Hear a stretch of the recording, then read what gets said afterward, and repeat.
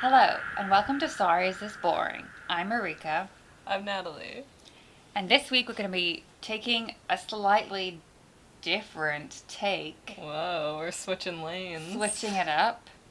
We are going to be looking at two films today, and in particular, one big thing which they both have in common, which is bunnies.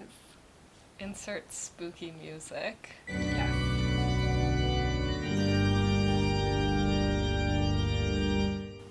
So the films that we're looking at are Donnie Darko and Us. We're going to take both these films and look at them through the lens of part of a book. And the chapter is called Look at the Bunny, the Rabbit as Virtual Totem, or What Roger Rabbit Can Teach Us About the Second Gulf War. Which sounds like a joke, but we'll get there. It's by Justin Clemens and Dominic Pettman. So Donnie Darko is the 2001 film by Richard Kelly. So Donnie Darko is about a teenager named Donnie Darko who narrowly escapes a bizarre incident, and he's plagued by visions of a man in a large rabbit suit who manipulates him to commit a series of crimes. And Us is the 2019 film by Jordan Peele. So the film Us is about a family's serene beach vacation which turns to chaos when their doppelgangers appear and begin to terrorize them. And although they are many years apart and vastly different, they are also a little bit similar. Yeah. So, The reason we kind of thought about making this specific episode has a lot to do with Marika actually has a pretty big fear of rabbits. There's sort of surprisingly a lot of movies that feature rabbits, whether they're in sort of passive or active or aggressive roles. And it's something I never really thought about until watching films with her, because, having that sort of knowledge, you start to recognize those patterns. I feel like I've always had an irrational fear of rabbits. And for me, it doesn't feel irrational because they're scary, quite obviously. So, I love both of these films, and I watched them. I probably saw Donnie Darko for the first time not that long ago, and I saw Us when it came out. And they're two films that I love, but they also prominently feature rabbits, and they're both scary films. So, it is interesting. And it's interesting how prevalent scary rabbits are featured in films, because I often find them. Yeah, and it's not a phobia that's super common, and so it's interesting to see these sort of creatures that a lot of people consider passive in these more active roles. Yeah. Phobia of rabbits is called leporophobia. The term comes from the word leporid, which is just basically a hare or a rabbit, and it comes from the modern Latin leporade.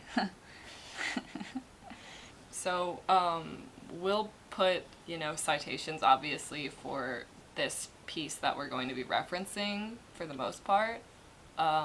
But I guess just to summarize it, it's this piece that kind of talks about the rabbit as motif and as symbolism, and how it appears and what it means in a lot of different forms of media. They talk about, most obvious example would be Alice in Wonderland, but they also talk about Of Mice and Men, Who Framed Roger Rabbit. I guess that would be the most obvious because it's in the title, but whatever. Donnie Darko, the 1950s film Harvey, Watership Down. I think that's pretty much it. And so what we kind of did was pull a few of the motifs that are sort of brought up throughout the work, and we're going to talk about these two different films through them, comparing, contrasting, and talking about them individually, whatever. The first motif that we're going to talk about in both these films is polarity. In the chapter, they talk about polarity basically right in the beginning. They say that the rabbit has proven itself to be a catalytic object for dialectical questions of presence and absence, as well as metaphysical explorations of madness, sanity, and those existential forms of psychic liminality which lie between these relative poles. And just in general, I mean, that's, you know, that's a hefty quote. There's a lot to unpack in there. But just in general, the rabbit can be seen in many films as representing sort of things on opposite ends of a spectrum. Like, the polarity of their symbolism is pretty intense. And it's definitely shown within these films.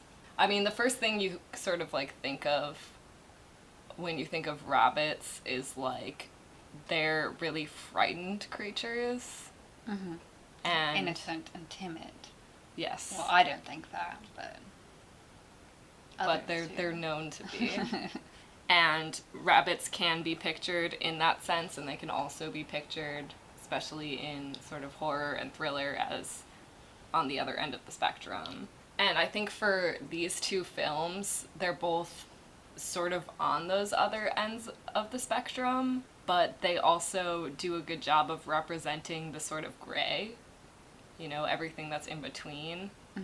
You know, if we look at Frank the Bunny, he goes through a lot of sort of metamorphosis throughout the film, but he definitely starts out as a very frightening character. I think that's sort of like, I know that I can't like objectively say that, but it's kind of being made clear, you know?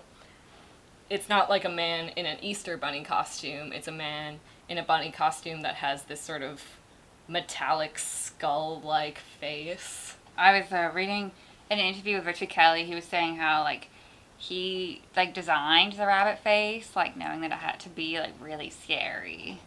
And I have a quote from an interview with him where he said, "When we brought the rabbit on set, that was the moment where I knew I was either going to live or die by the rabbit and how people responded to it." And then he goes on to say that when the rabbit walked on set, like, the mood changed. He says, "Everyone just got quiet on the set. Everyone was like, this is really intense. So I knew it was working, and I felt a sense of relief. I could look around, and the makeup artists and the production, the assistants, and the second AD were all just really freaked out about it." And he even said that his cinematographer came up to him and was like, "Rich, I wasn't sure about the rabbit, but now I get it." That's really cool. Yeah, and I think it's just a great sort of symbol of, you know, something that's supposed to be, which is, I guess, going a little bit off topic, but something that we've talked about. We were talking about the idea of the monstrous mother, and how in horror films it's usually a lot of things that are supposed to be comforting that become frightening. Yeah. Dolls is like a perfect example of that. And I think that this is sort of a perfect example of taking something that's supposed to be passive, timid, frightened, easily frightened, as something that becomes frightening. Yeah. They're meant to be, like, the most innocent, sweet things, and then, like, making them scary. That's, like, what horror is all about. There's a quote from Jordan Peele. One thing I really liked about Jordan Peele's, like, talking about rabbits, like, obviously there's, like, a lot of reasons that they're a big factor in the film, but, like, one of them is just that Jordan Peele just, like, genuinely finds rabbits scary, it seems, which I relate to, obviously. But there's a quote from him where he says that rabbits are an animal of duality. They're adorable, but they terrify me at the same time, and they've got those scissor-like ears that creep me out. Oh, fuck yeah. And then wait, can I just say that we watched Us last night, and I was drawing a picture of a pair of scissors on my notepad, and I called out to Marika because she was in the kitchen, and I was like, "Isn't it weird that scissors kind of look like bunny ears?"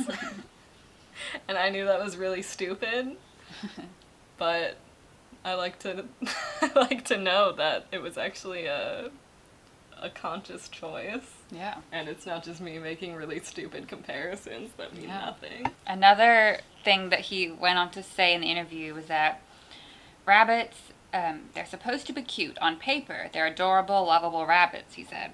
Have you ever gotten close to a rabbit? You can tell in their eyes that they have the brain of a sociopath. If you put a rabbit brain in a human body, you have Michael Myers the killer. They have no empathy. And I agree.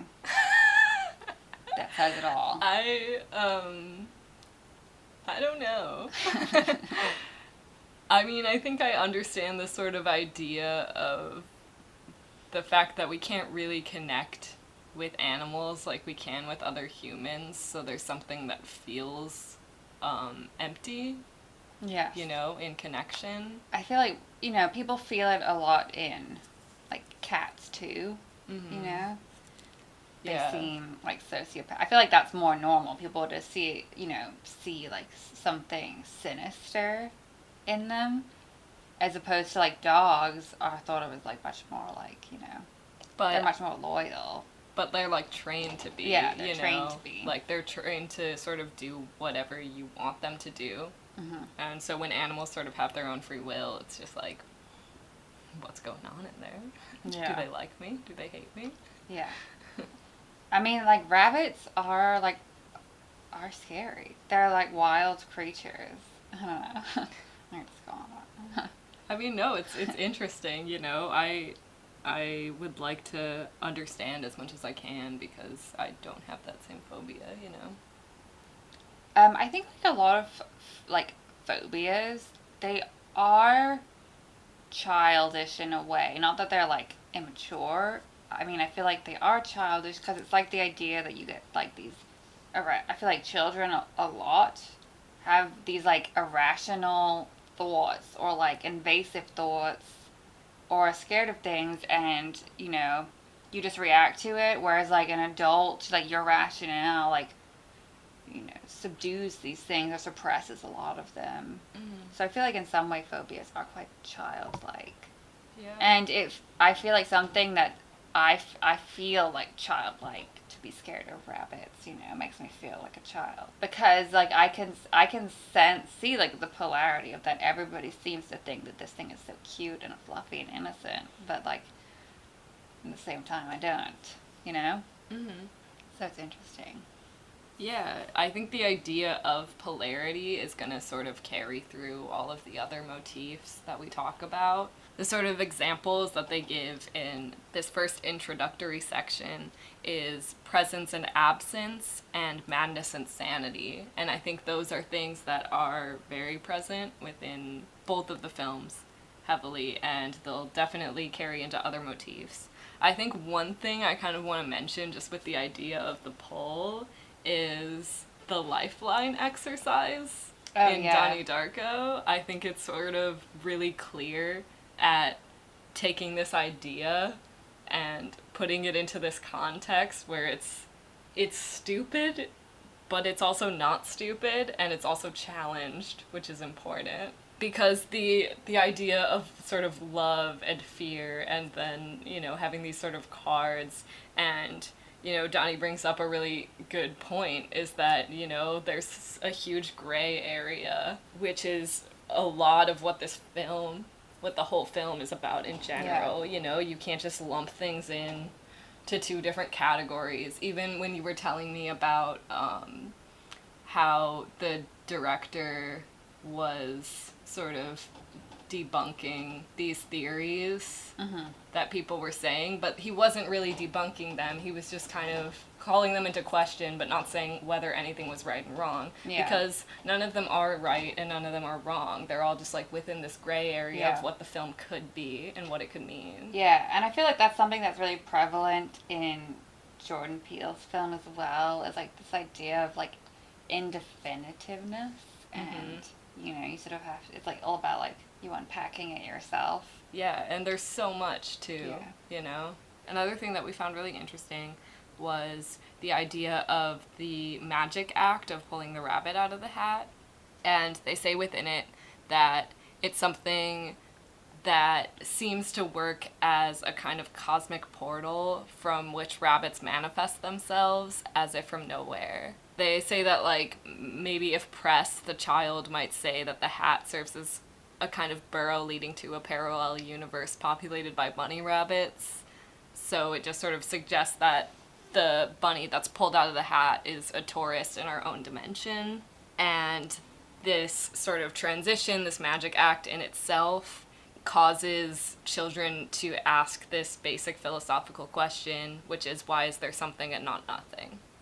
And I think that a lot of that is seen in both of these films. I think, like, in the most base form, just the idea of portals is something that's especially present in Donnie Darko, but I think it's also in Us.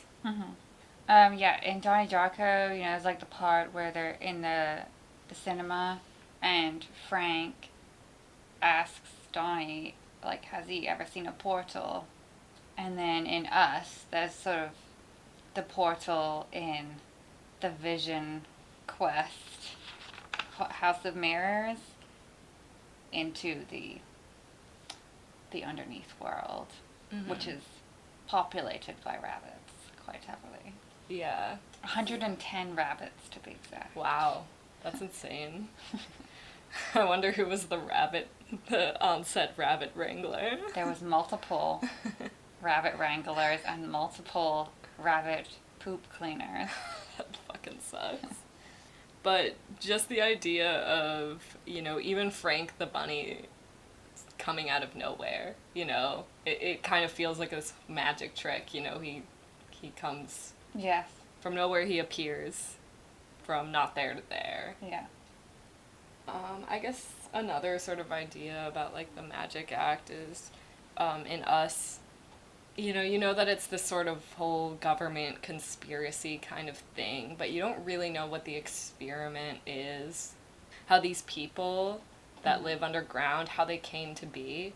She doesn't really have the capacity to explain in detail. Yeah. Because she's just one of the creations.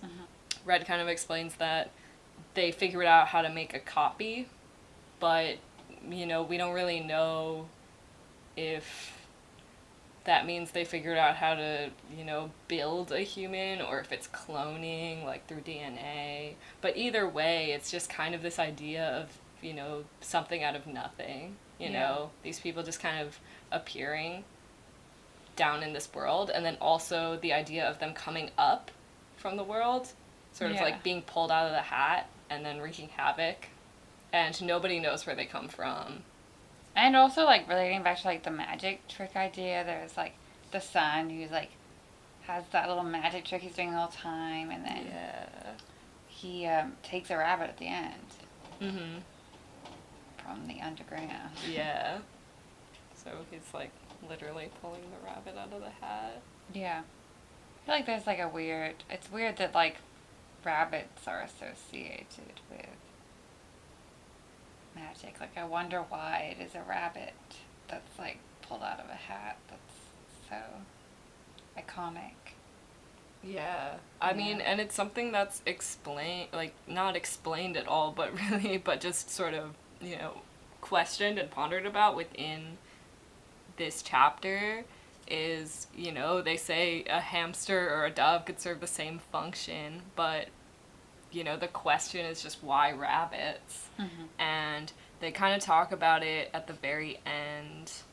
They kind of just talk about it as a sort of chicken egg thing, as, did it just sort of come from, things like Alice in Wonderland, like texts that have already been there, sort of brought things into popularity, or it's not really clear, but it is a symbol now, Next motif is the white rabbit and down the rabbit hole. I mean, I think both of these films could be pretty heavily compared to Alice in Wonderland. Totally. I feel like there's honestly so many films that you can compare to Alice in Wonderland. I feel like it's so much the origin story of this idea of, like, following a rabbit into a strange land. Yeah, and I think a lot of it has to do with sort of the unconscious, like, whether it's exploring some place that's physically new or new places within your mind, it's something, it's just like, it's a super philosophical thing, and it's something that, like, children can still understand. Yeah. And yeah, it's great and it's fun.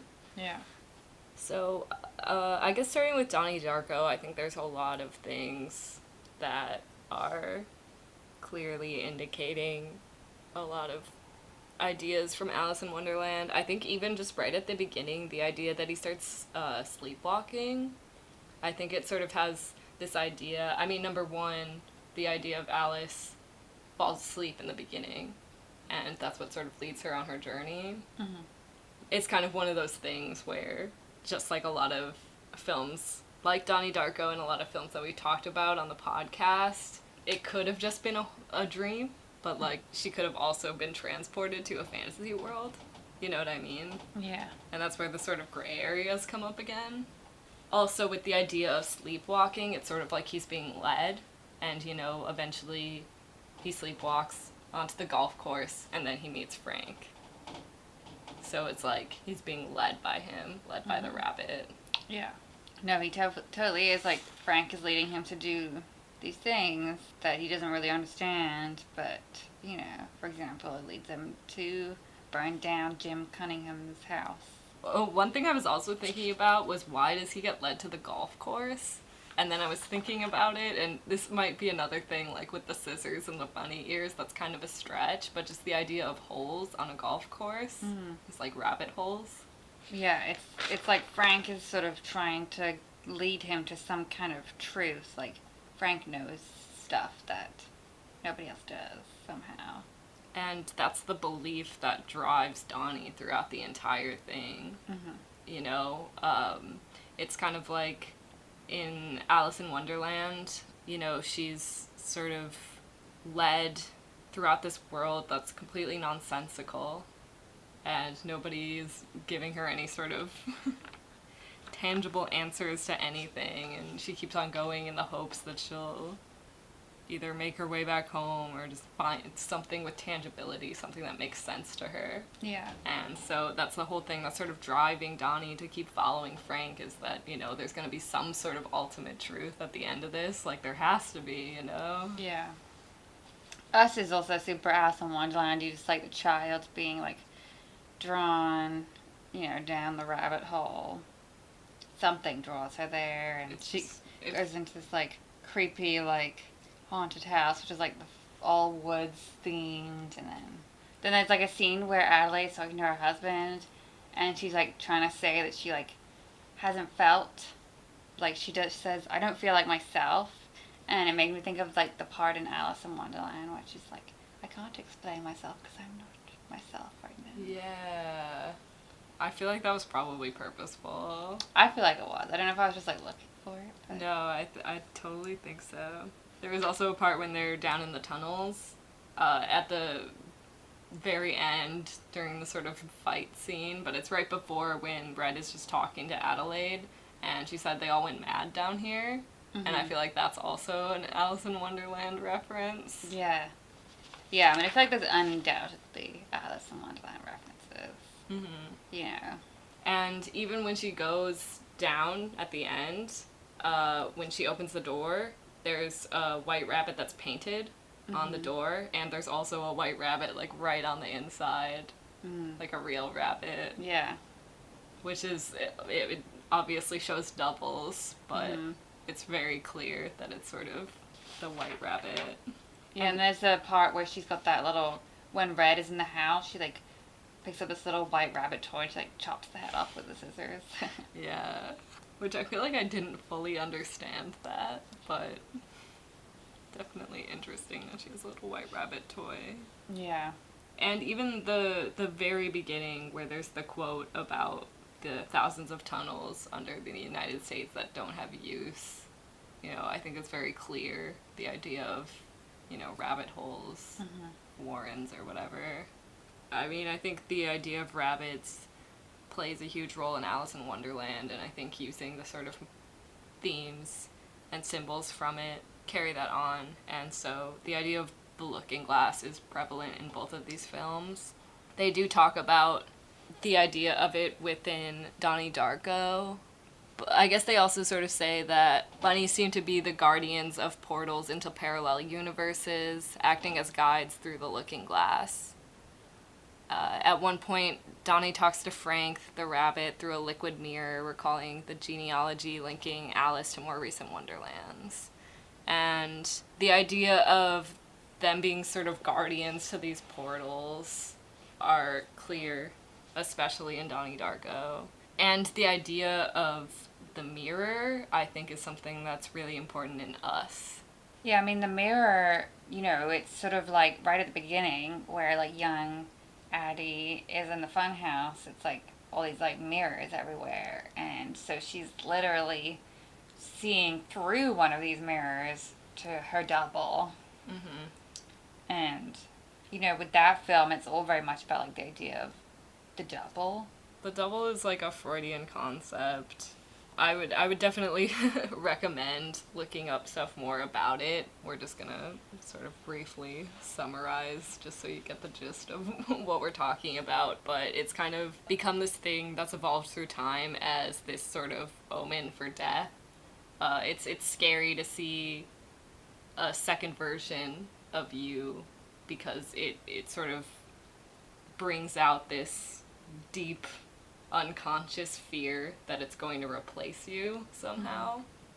And so this idea is explored a lot in media, especially through doppelgangers and mirrors and split personalities. Mm-hmm. A lot of things in horror kind of make reference to this.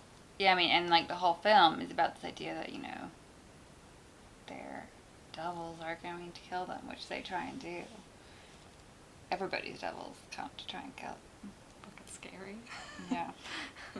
I mean, like, the only thing that obviously came to mind was, like, that one scene where he's, like, looking through the mirror to Frank, and then he's, like, stabbing it with a knife. The liquid mirror. Yeah. I guess another thing is also that you always see him looking in the mirror when he's taking his medication. And I think that it sort of has to do with, as with we were talking about polarity, the sort of polarity between madness and sanity, and the sort of gray areas in between. Looking at himself having to take this medication. Mm-hmm. You know what I mean? Yeah. And then also sort of having this liquid mirror, this, metaphysical mirror between him and Frank the Bunny. It's sort of this gray area whether or not you want to think he's a hallucination. I mean, whether or not you want to believe that, Donnie thinks that he's imaginary, kind of, or at least he knows that he's not real. He's not tangible. Yeah. So this idea of him looking through this sort of metaphorical mirror at Frank, it's kind of like a mirror of him looking back at himself.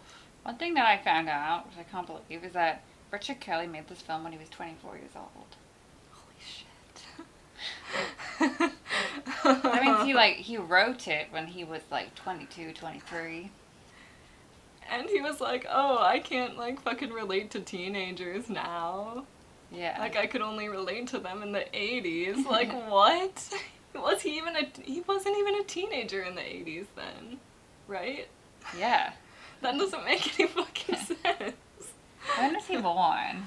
Let me look it up. Sorry, we were looking up to see why Donnie Darko was... He was born in 1975.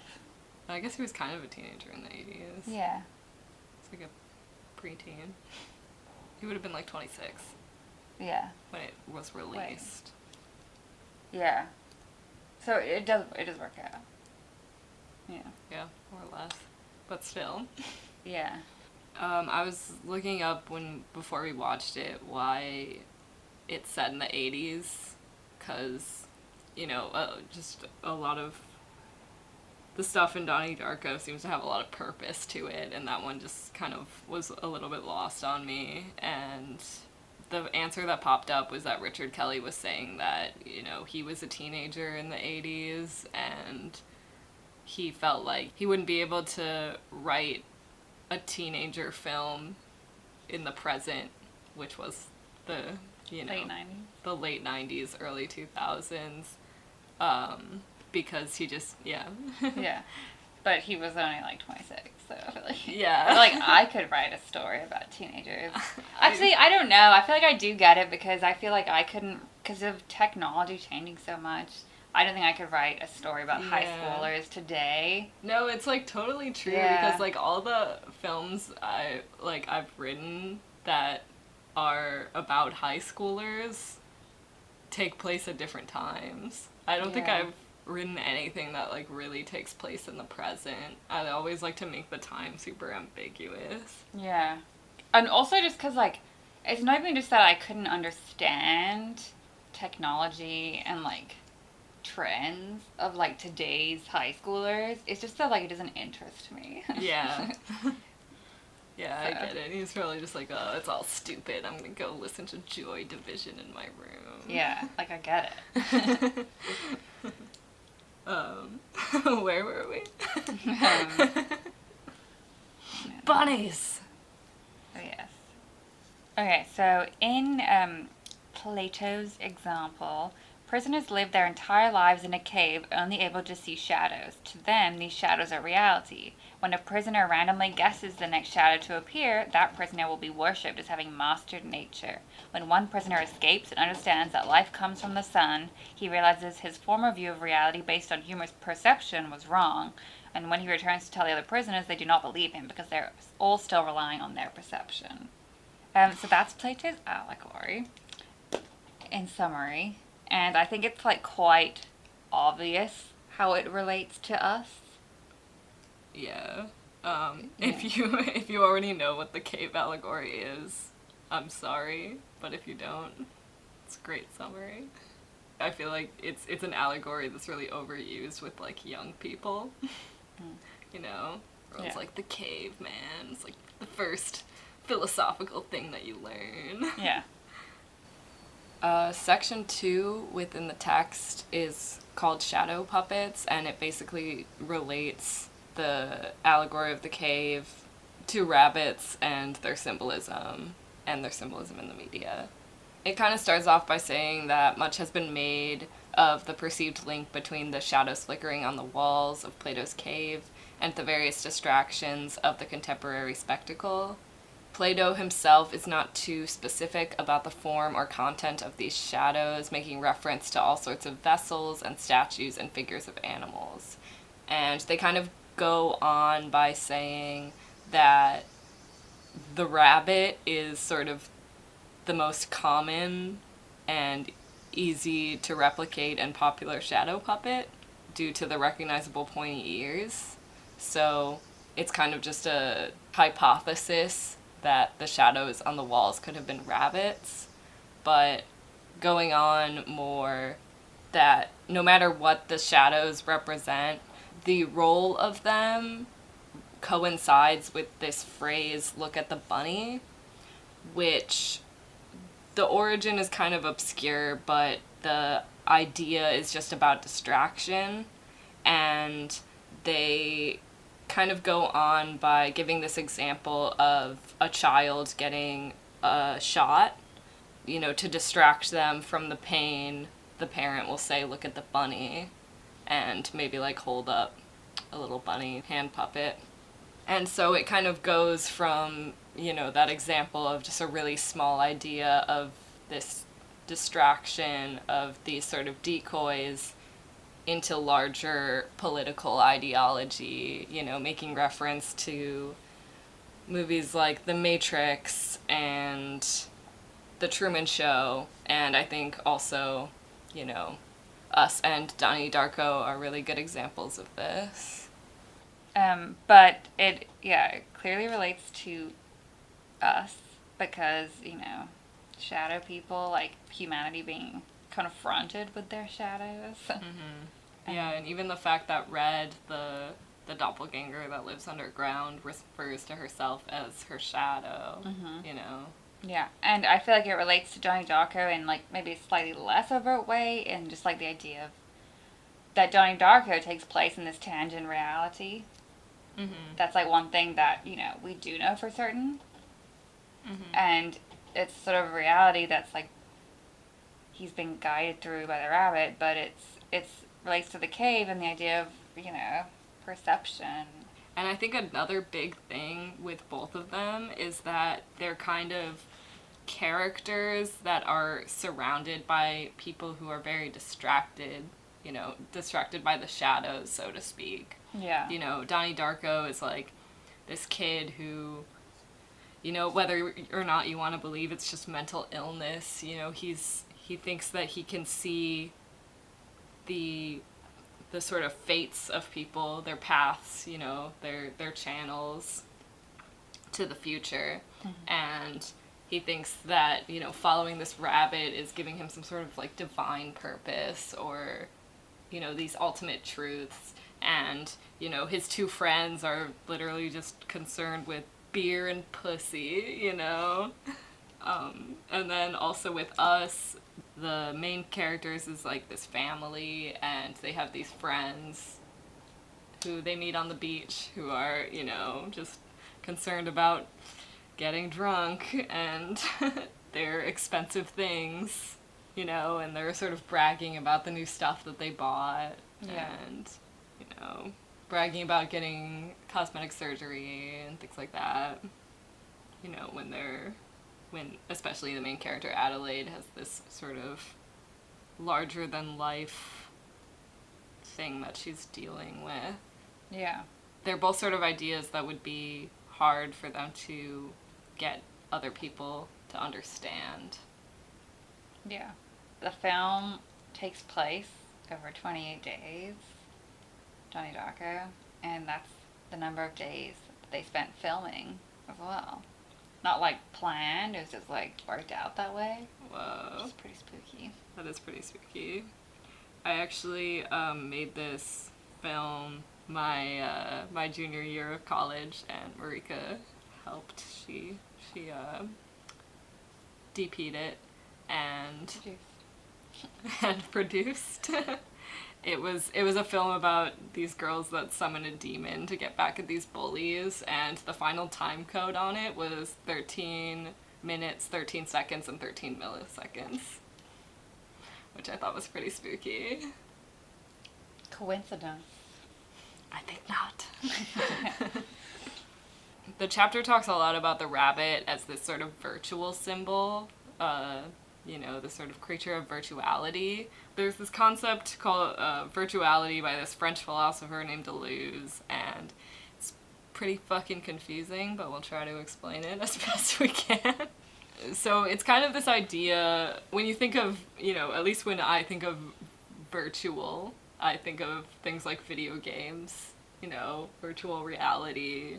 And the sort of idea that he talks about is that virtuality is kind of something that's sort of real but also idealized. And there's sort of like two aspects of it, and one is this sort of surface effect, like he describes it as causal interaction with the material.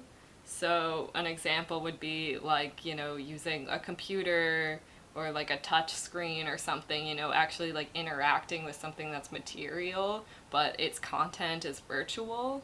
So it's real and it's not real at the same time. And then the other idea is something that's sort of, it's less tangible or material, but it sort of is more about like ideas that have the potential to become real or become fulfilled. Things like dreams or ideas.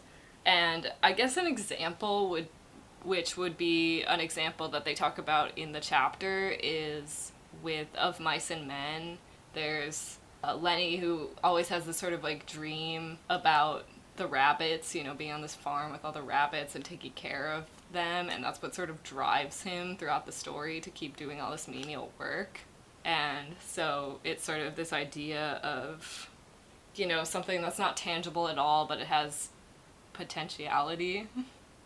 And so I think the idea of virtuality is like, I guess only obvious in the fact that it's just, they're both movies, you know? Mm-hmm. The rabbit is real, but it's also not real. Yeah. But it also, definitely the idea of virtuality is, to me it feels like sort of the gray area of two poles of real and not real, you know? Yeah. I feel like I see that a lot in Donnie Darko with the whole idea of, you know, things like these portals and time travel and this person that he talks to that's real and unreal at the same time, you know? He's like, he tells his therapist he's not real, he's an imaginary friend, but then at the end he's a real person, you know? He takes off the bunny mask. Yeah. Yeah, it's like clear that like Richard Kelly is like wanting to play with this idea of like what is real and what isn't real. Definitely. And also like there's the idea that the people that live underground, like the shadows, they construct this whole idea based on this like piece of media, like Hands Across America. Yeah. So I feel like that's kind of like this, and it's like this weird ideal. But then like at the end, it's like what next? Like some of them, like the reality of it is like they've been standing. Well, some of them have been standing in that line, holding hands for like hours and hours. Like, well, what's their next move? You know. And also as well, I'm pretty sure that the original like Hands Across America thing failed. Yeah. It never sort of became actualized. I mean, and it's kind of stupid to begin with. Like, we're gonna hold hands across America to end poverty. Like, what the fuck's that gonna do? How about Hands Across America, bitches. Yeah. Yeah. Yeah. It's definitely kind of a virtual idea, something that feels like it's sitting in between real and unreal. Mm-hmm. It's trigger warning. Trigger warning. Gonna go into a little bit of pedophilia. Talk. Yeah. In the chapter, they talk about the idea of this sort of recurring theme of pedophilia, especially sort of, you know, starting off in context with Lewis Carroll and the Alice in Wonderland series. Starts off by saying, if the Wonderland trope is traced from its origin to those texts inspired by the Alice mythology, bunnies emerge as a decoy for more disturbing urges and activities. We can appreciate the split symbolism of innocence, which is both created and violated by the modern invention of childhood. Bunny rabbits play a key role in this discursive development. Yeah, so just sort of the idea of, you know, the child and the bunny are both these like symbols of innocence, and you know, it's sort of used as a decoy. And also sort of knowing that Lewis Carroll was sort of inferred to be a pedophile through the fact that he didn't really have many adult friends, and he found that he could only really connect with children, and he also would photograph children a lot, you know, in sort of ways that feel like they blur the line between what's appropriate and what isn't, especially when it's not really your children. Yeah. Well, in Donnie Darko, obviously Jim Cunningham is found out to be a pedophile. Yeah, and especially with the sort of connection between him and Kitty, and then Kitty and Sparkle Motion, and they do talk about in here that the sort of prepubescent dance group Sparkle Motion is exploited. They get like shipped off to go on that show or whatever. Yeah. And especially to have this sort of little prepubescent dance group and to have this character that ends up having this child pornography ring revealed from his burnt household, you know. I think there's definitely something to that. Yeah. And I also think that there's sort of, you know, beyond just the sort of grounded depiction of actual pedophilia within this film, within Donnie Darko, I think there's sort of allusions a little bit in both of the films that I think, I don't know, I mean, it could definitely be just like me reading into it too much, but I don't think there's too much harm in that. With Donnie Darko, I think there's sort of this idea that the therapist starts these hypnosis sessions with him, and each time he kind of wakes up in like really strange ways, and you don't see it from Donnie Darko's point of view, you know, you see it from the therapist's point of view, and you know that there's like not some sort of like ulterior motive, but if you think about it from his point of view, there is something that's a little strange about it, you know, because the first time he wakes up and his pants are unbuttoned, and the second time he wakes up he's holding a stuffed animal and he's like hugging the therapist, and you know, it's something that feels a little bit like it's crossing the line in some sort of way. Yeah, I mean, I feel like it's like interesting in the idea of like the suggestion of something in someone's mind, because the same thing happens in us, like when, Addie like disappears as a child and then she finds her again, like her parents think something's happened to her, like something like she's been molested because she's won't speak afterwards. And like obviously we find out later it's because like she's been switched with the devil, so that never happened. But it's like this threat of like molestation sort of being like the worst corruption of an innocent child, which like relates again to the idea of like the rabbit, representing innocence and like subverting that for horror purposes. Yeah, totally. And I mean, it's even stated clearly in there that they're like she's going through post-traumatic stress disorder, and I mean something that's kind of little, I know, and it might be a stretch, but the fact that she wins a Thriller t-shirt and is wearing it when this sort of incident happens. Yeah, I didn't even think about that. That's really funny. I'm sure that Jordan Peele found rather humorous. Yeah, he definitely didn't do that without thinking, I don't think. Oh, something that's like an interesting connection between both these films, which doesn't relate to pedophilia, is that What? I won't hear of it. I read that Richard Kelly originally wanted Donnie and Gretchen to go see Chud in the part where they go to the cinema. Oh, really? But they couldn't get the rights, so like the director of Evil Dead like said like you can use my film instead. But he originally wanted Chud, and then the opening scene of Us, there's like a VHS of Chud on the TV. Yeah. Like next to the TV, which I thought was like really That's really interesting. It's a little bit off topic now, but another way that both of these films relate a lot to Alice in Wonderland is the idea that both of them get sort of dropped into this world of like strange coincidences. With Us, she sort of feels this impending doom because of, there's the part where we see the smaller spider crawling out of the toy spider. There's the frisbee that lands perfectly into the polka dot of the beach blanket. Yeah. There's the 11:11 on the clock. The 11:11 on the clock, the 11:11 on the sign, the 11:11 tide on the football game. Yeah. There's so much, and it feels like it makes it feel like it's something that's so much bigger, that there's something coming, and it's something to be scared of. And with Donnie Darko, there's also a lot of coincidences. Even just the idea of burning down Jim Cunningham's house and then him getting arrested after because it exposes this child pornography ring. It ends up being like this sort of justice. And the idea that, Roberta Sparrow actually says something to him, and then all of a sudden he finds out that she wrote this book about time travel, and then everything in that book is exactly what he's been experiencing. Yeah. And it's all just, everything feels so kismet. And there's even a point near the end when they go to the cellar door, which is also a funny coincidence, and that bully is strangling him, and while he's strangling him, he says Deus Ex Machina.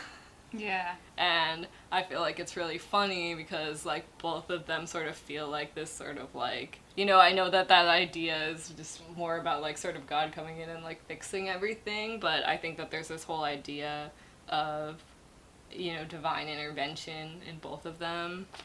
Whether it's for good reason or bad, just a lot of it is about fate, Like, the whole thing is him, arguing with his science teacher about if we're all traveling on God's channel or not, So there's a quote within the chapter after they're talking about Watership Down, and they say that it sort of brings them almost full circle back to Alice in Wonderland and a lot of the other things that they talked about, and how Watership Down actually finishes with an epilogue introduced by Lewis Carroll's Through the Looking Glass, which is, he was part of my dream, of course, but then I was part of his dream too.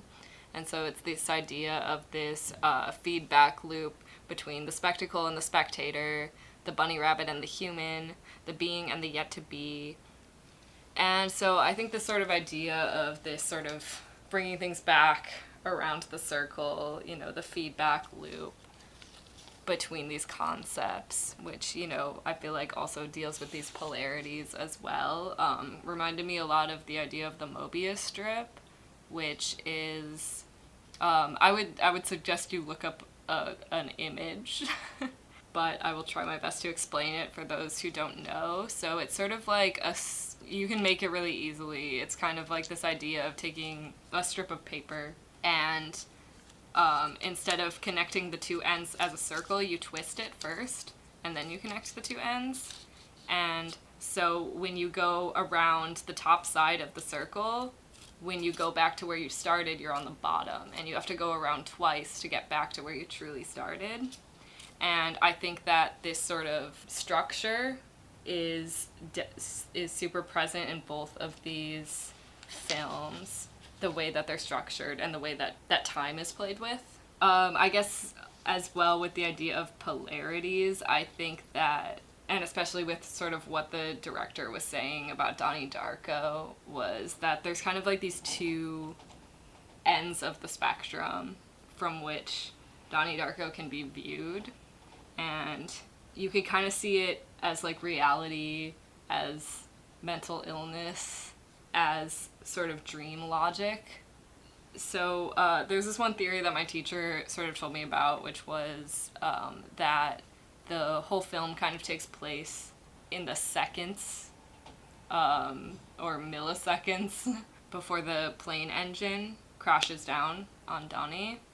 And so it's sort of like this psychedelic journey, kind of like a dream and kind of like you know, like a spiritual quest, almost like with Frank as like this guide for him to come to terms with his own death.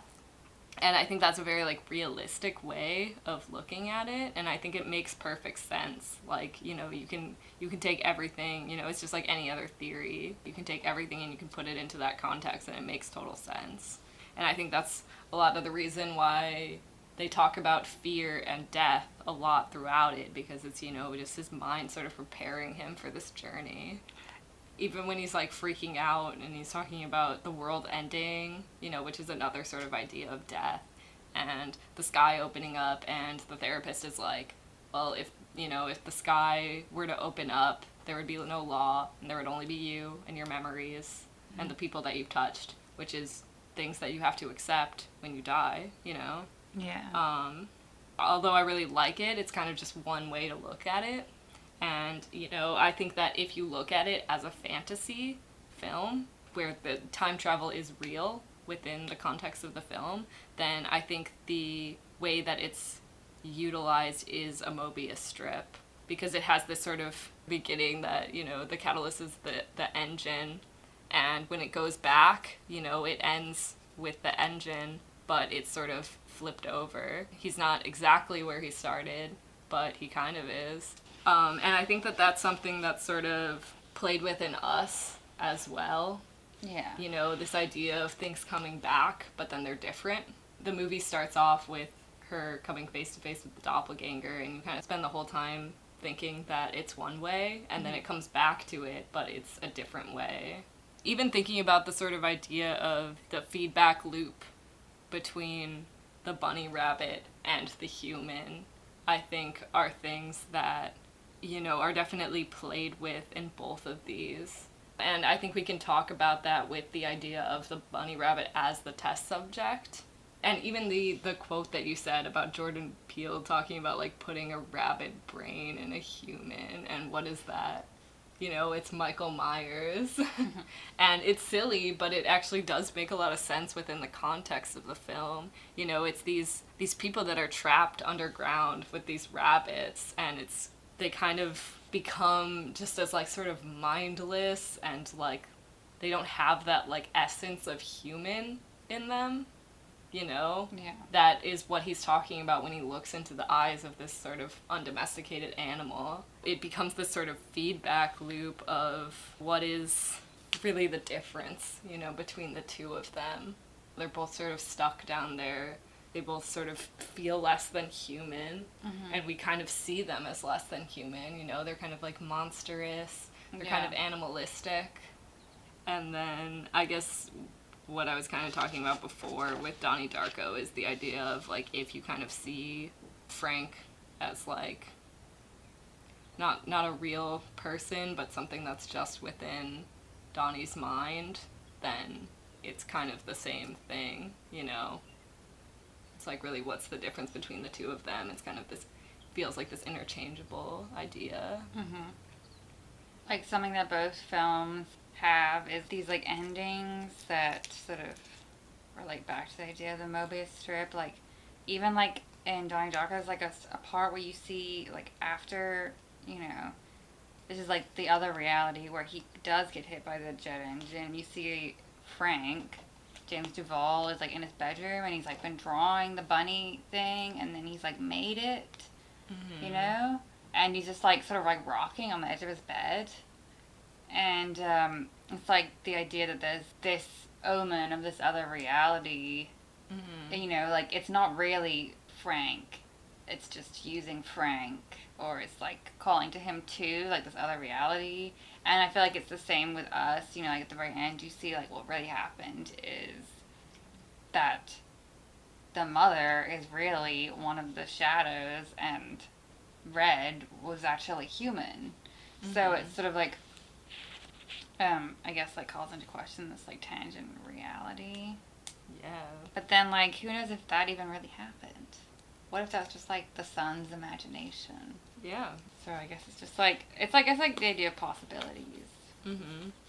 Yeah, and actually something that when you mentioned the thing of sort of Frank the character being sort of present after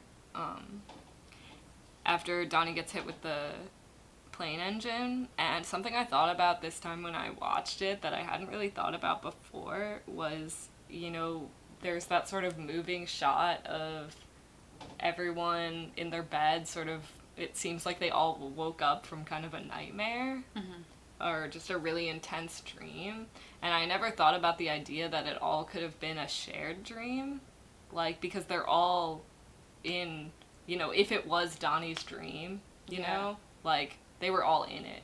So, like, they all could have very well had experienced it themselves, you know, in this sort of other realm, whether or not it's dream or it's parallel. And so it feels sort of bigger than just sort of one man's delusion, you know? And I think that's, like, really interesting that you mentioned that, because I never thought about that before. I kind of wanted to just, like, talk to you about, like, your fear and, like, your experience with it. Sure. I did read something about, I was, like, looking up, you know, like, the history of rabbits, like, as killers. And I read that, like, some of, like, the earliest depictions are from, like, medieval manuscripts. They would have these things called drolleries, or they're also called grotesques. And they're found in the margins of illustrated manuscripts, and you sort of, like, turn the world upside down, and so, like depict, like, evil rabbits that were, like, killing people, because usually it's the other way around, like, rabbits get hunted. So in these it was, like, flipping it around, and, like, the rabbits are, like, doing bad things and killing people. Because, like, really so I thought it was interesting. I feel like it just, like, goes back to the idea of, you know, like, taking something not scary and making it scary, taking something innocent and making it perverse. Okay, so I actually honestly couldn't find a lot about this phobia.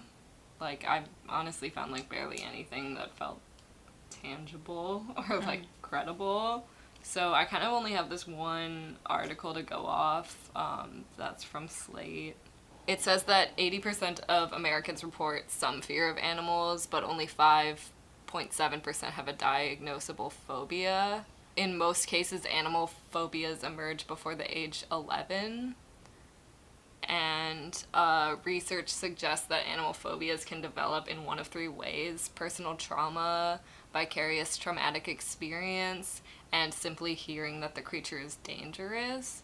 And I just kind of want to know, I mean, I know it's hard to sort of think back because I mean, I guess my first question is, like, how long do you remember having this fear? I feel like I just like always remember being scared of bunnies. Like I feel like I didn't see a lot of bunnies when I was younger, but I don't know. I don't remember. I know it's hard to, like, sort of pinpoint, like, a specific thing that brought it about, you know what I mean? But, like, was it just the idea that you grew up in places where there weren't a lot of rabbits around, and then going to places where there were, and it being something new? Or have you heard any, like, horror stories? I have no idea, honestly. Like I don't remember. You know, I feel like like most people are scared of spiders and snakes. And, like, snakes can be dangerous. And spiders can be dangerous, but, like, not really. You know. There's poisonous spiders. There are poisonous spiders, but the kinds that people confront aren't rarely dangerous. But people, like, have phobias of them, and I feel like, where does it come from? Like, you know? Who knows? Like, maybe it does come from media for a lot of people. Because, like, I'm sure people, like, do you remember being told, like, stay away from snakes? Or did you just, like, see snakes in movies and TV shows being scary, you know, and people running away from them? Yeah. So, maybe it's, like, the same with, there's, like, more scary rabbit media than people realize, you know? Maybe it's just from that alone. Like, I have no idea. Yeah. I mean, something I actually, like, one of my, like, early memories of, like, a scary rabbit was actually from Grim Adventures of Billy and Mandy.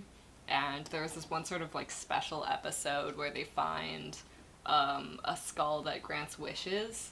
And so it has, like, 10 wishes that it can grant. And so it's, like, this sort of bigger thing where it's passed along through different characters. Yeah. And you've seen the show, it's kind of, like, horror themed. So clearly, you know, having something that's sort of like a monkey's paw kind of thing, it's like gonna end up. Yeah. They're all gonna have a twist. And there was one character who, I don't know if he wished to, like, have a bunny rabbit or just, like, a friend. Because he's just, like, this, like, the sweetest, like, loneliest character in there. He's kind of like Butters. Yeah. And then he ends up just, like, the skull gives him this, like, evil fucking bunny rabbit that just, like, tries to kill him at, like, every turn, and it was fucking terrifying. And, yeah, even though I don't, like, share that phobia, just the idea of anything that you're supposed to sort of trust as something that's passive becoming, like, really violent is just always gonna be scary. Yeah. Another thing I also found that was kind of interesting was that, snakes, bugs, which are two things you said, and rodents are considered, like, the most feared members of the animal kingdom for people. And rabbits were actually considered rodents until, like, the early 20th century. It's interesting that they're not anymore. Yeah, so taxonomists put them into a separate family along with pikas due to their unique teeth and diet. Mm. So it says that rabbit phobia isn't particularly common, but it's not unheard of. There was actually an experiment that I found that was really fucked up. That was, like, about this psychologist that conditioned a child to be afraid of rabbits. Isn't that fucked up? That's really fucked. It's called the Little Albert experiment. Oh my god, little Albert. I hope he's okay now. Me too. And then they also talk about how a lot of phobias have to do with, like, disgust or, like, revulsion at, like, them maybe perceiving these creatures as dirty or, like, diseased or anything like that. And I don't know if, like, is your fear more to do with the idea of, like, revulsion, or is it more of the idea to do with feeling like they could, like, attack you or something? I think it's like something that just, like, feels just, like, instinctively reactive, you know? Mm-hmm. Like, you know, like, obviously, like, when we're, like, outside in the garden and we hear a rustling and, like, we see a skunk, like, everyone's, like, yeets out of there. And, like, obviously that's, like, the fear that you're gonna get skunked. But, you know, I feel like there is just, like, still the element of, like, instinctual, like, run away from this thing. Mm-hmm. And I feel like most people react the same way if they saw, like, a rat crawling around. Like, I know I have when I've seen, like, a mouse in the apartment. I'm like, and, like, you know, you just react, and it doesn't really make sense, the reaction, because, like, you're not totally sure of what you're afraid of other than this, like, thing being, like, on you. Yeah, which I think goes sort of along with the idea of revulsion, you know? It's not Yeah. really something where, like, it's like a true predator, but Mhm. it's, you know, something that could be perceived as disgusting in some sort of way. Like, it can hurt you less by attacking you rather than just, like, by giving you something gross, Yeah. you know? Yeah, and I feel like it's, like, same with snakes. Like, most of it, like, obviously, like, they are more dangerous in general, snakes, but there's just, like, the fear of, like, one being on you is, like, scary to a lot of people, you know? I feel like that's a big part of it. But I think it's, like, really weird to, like, think how there's, like, some, you know, some things that, like, it's, like, super normal to just, like, everyone's scared of, you know? Like, I've lived in so many apartments in New York when there's, like, a cockroach and, like, everyone just starts fucking screaming and running away, and it's, like, a cockroach. And, like, that's normal. It's, like, this small little bug. But for me to be scared of a rabbit is somehow abnormal when it's, like, a bigger animal, which has got, like, sharp teeth, you know? Yeah. So, I don't know. It's weird. I don't know if I would say it's a real phobia because it's, like, I think phobias are, like, considered that when they're debilitating. And I don't get, like, panic attacks when I see them. Yeah. I mean, I think, like phobias, you know, I mean, at least from what I read, it just seems like for anything else where it's kind of, there's, like, a spectrum. Yeah. You know, like, there are ones that are, like, really debilitating and you have to, like, seek out therapy for it. But it seems like, you know, it's just something that sort of, like, causes those reactions within you, you know, like, rapid heartbeat. It could be, like, anxiety attacks, but, you know, just sort of, like, just causes those, like, fear reactions, you know? Yeah. Oh, apparently, Richard Kelly loves the Watership Down. That fucker. So. And apparently in the director's cut, there's, like, a scene where Drew Barrymore is showing the class, like, the movie. Really? Yeah. We gotta watch the director's cut. Yes, Very we curious. do. Yeah, we started off watching the director's cut, and then it started playing that In Excess song Instead of the Killing Moon. instead by of the Pettman. Killing Moon, and And then we switched because we didn't like it. yeah, I was like, I do not remember it this way. Like, I know I haven't seen it in a while, but I do not remember it this way. I remember the Killing Moon, and so I looked it up, and they were saying that, yeah, they had changed and rearranged a few songs for the director's cut, which I don't really know why. Like, I don't know if it was, like, his personal choice or if it was, like, something bigger than him. Yeah. But I feel like The Killing Moon is, like, perfect for that opening scene because it's such an intense song, and to I have feel like him, that song is like... perfect for every scene of the film. I mean, it really is, but just, like, the sort of, like, that intense song with, like, the backdrop of just, like, normal-ass American suburbs Yeah. is beautiful. The last kind of bunny question I wanted to ask you was how your fear or phobia influences your experience of watching these films.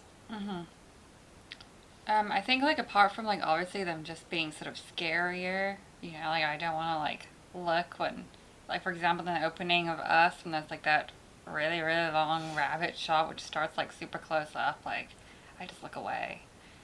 But it also, I think, gives me, like, a hyper awareness to rabbits, like, the phobia of them, which, like, if you weren't scared, you wouldn't have, you know? And so I feel like I see, it's, like, I guess, like, a whole sort of lens to view the film through, you know? So I, like, think of them as rabbit films because, like, I'm constantly, like, viewing them with this, like, hyper awareness. And I feel like it definitely does, like, affect my interpretation of the films, you know? Like, especially like relating back to this like whole like, you know, Alice in Wonderland, down the rabbit hole like idea, I feel more strongly just because like I'm so focused on it, perhaps. So you don't want to fuck Frank? I mean, I would have sex with James Duval, but not in the bunny suit. Are you sure? I'm pretty sure. Final offer. I mean, I could just ask him to take the bunny suit off, I feel like. What if it's... What if it's an ultimatum? I feel like I would say no. I would not have sex with anybody who gave me an ultimatum, I don't think. What if you just cut a hole? Then I definitely would not. But what about mask off, suit on? I feel like maybe then, yeah.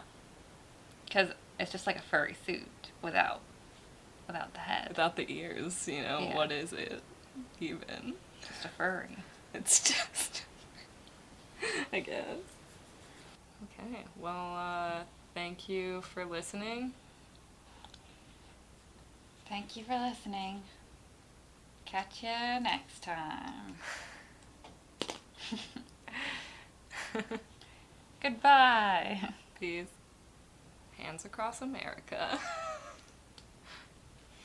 Bitches. Hands across America. Unite.